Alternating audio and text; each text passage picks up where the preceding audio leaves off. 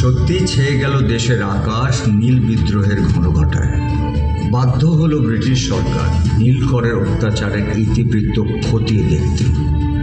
তৈরি হলো নীল কমিশন 1860 সালে। 1862 সালে মারা গেলেন দুদু মিয়া। কিন্তু যে লড়াই তিনি শুরু করেছিলেন তা থেমে তো গেলই না, বরং দ্বিগুণ তেজে প্রজ্বলিত হয়ে ছড়িয়ে গেল দিকে দিকে।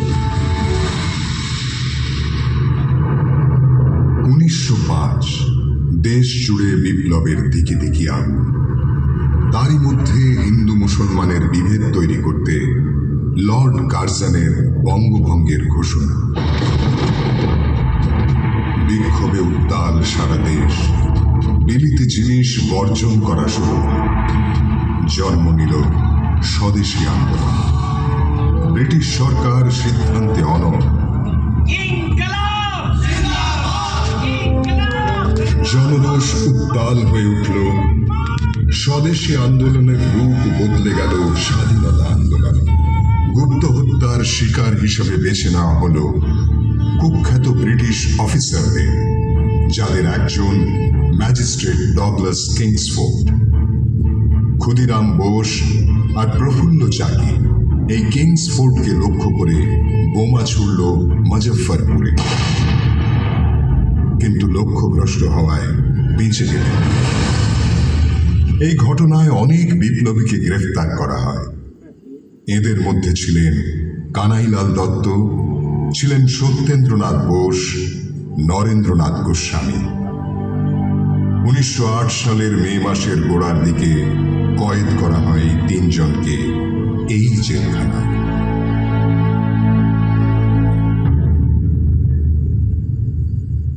কানাইলাল দত্ত, দীপ শব্দ, সত্যেন্দ্রনাথ বোস এইখানে চোখে দেখো না।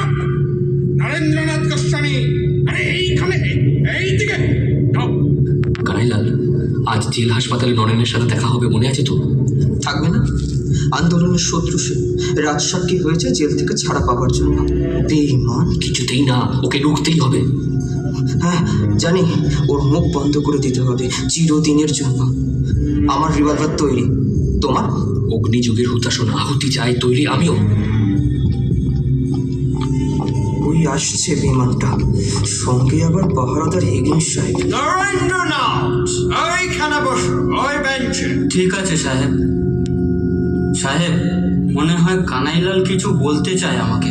হ্যাঁ নরেন, যে কথাটা তোমাকে বলতে চাই তা হলো এই, যে সাজা ব্রিটিশ জেলার তোমায় দিতে পারেনি, সেই সাজা আমার কাছ থেকে নেওয়ার সময় তোমার মুখটা কেমন হয় সেটা দেখার বড় ইচ্ছে আমার।